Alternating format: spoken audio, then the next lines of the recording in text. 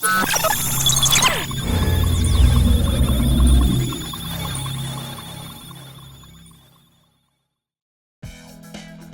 everybody, welcome to Signing with Lampra, L-A-M-P-R-A.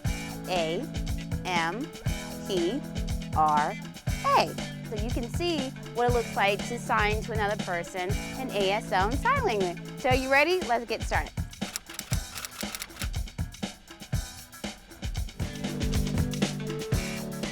So another thing that's pretty important in learning sign language and just communicating with anyone that's in the deaf community is you gotta know how to introduce yourself. You gotta know how to welcome somebody.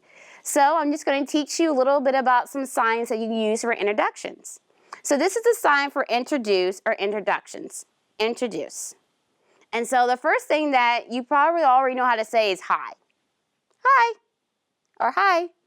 Same thing in sign language. Or if you want to be formal, like you have someone that is your elder, you go, hello.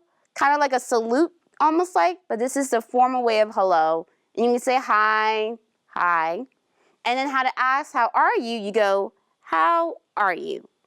Now, if you meet a young person that's deaf or hard of hearing, you may see some of them sign, what's up? Or they may sign it with one hand, but usually they go like, what's up?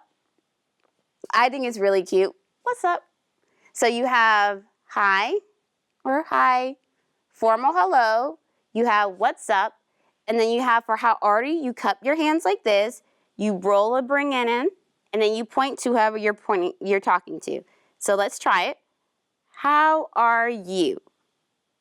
So there's different ways of saying how are you and different ways of responding. So most people, when they want to ask how are you, they do the what's up, or they do how are you like this. And the way that you can respond to how are you is you can say that I'm good. So you take your non-dominant hand and you place it down like this for good. And the opposite of good, if you turn your non-dominant hand and smack your non-dominant hand, this is bad. So this is good and this is bad. You also have fine. This is fine. And a lot of people that we usually say already in a spoken language is, I'm so-so. You know, you're not good, you're not bad, you're somewhere in the middle, so you're like, I'm so-so. A lot of guys I notice in the deaf culture like to say, nothing. This means nothing or nothing much. You take the letter O and you just shake it. Nothing, nothing much. So let's review. You have good, you have bad, you have so-so, you have nothing or nothing much. You can have that you're happy. This is happy. And once again, we got to show that we're happy by using our facial expression. If you take your middle finger and you move it in a circular motion, this means excited. And also you have tired. Now you got to act tired. So you just kind of collapse like that for tired. You have sleepy. And then a sign that I really don't see a lot, but same old, is the letter Y with circles like this. So let's review.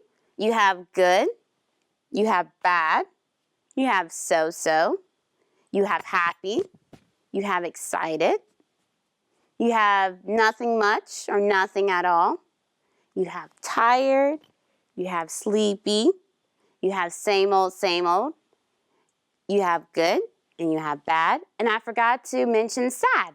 So sad is kind of like you're crying. This is sad. Don't confuse sad with crying because this is a sign for crying and this is a sign for sad. So another introduction that you will see a lot of deaf people or hard of hearing or people like myself use is they say good morning, good afternoon, or good evening. So I'm going to teach you that.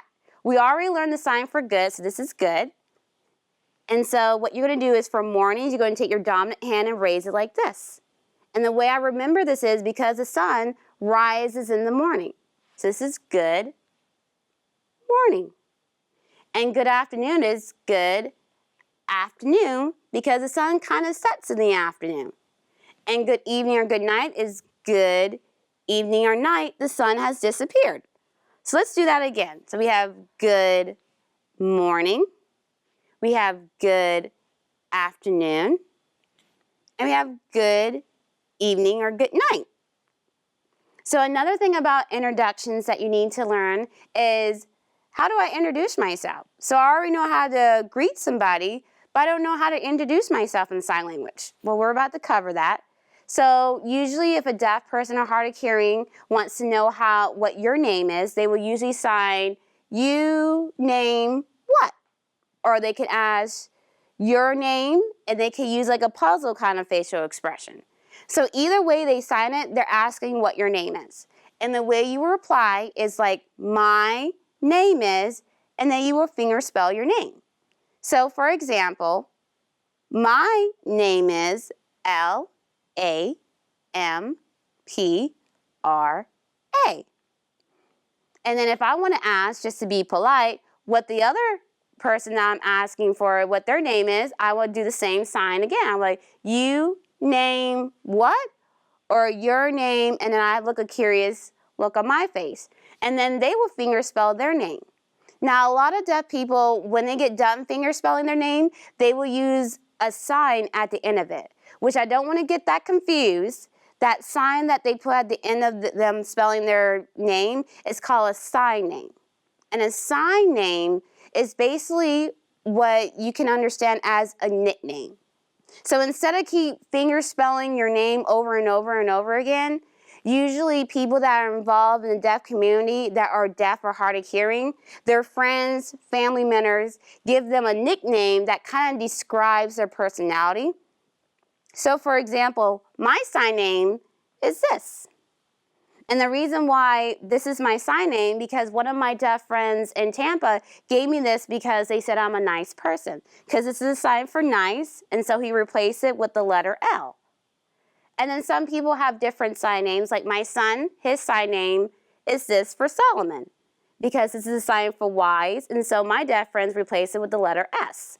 So it really just depends on the person's personality or a different trait that they have. So if you would like to get a sign name, the way you get a sign name is you got to dive into the deaf culture and you got to associate with deaf individuals in order to get a sign name, and only a deaf person or a hard of hearing person can give you a sign name. That's just a little tidbit of knowledge for you.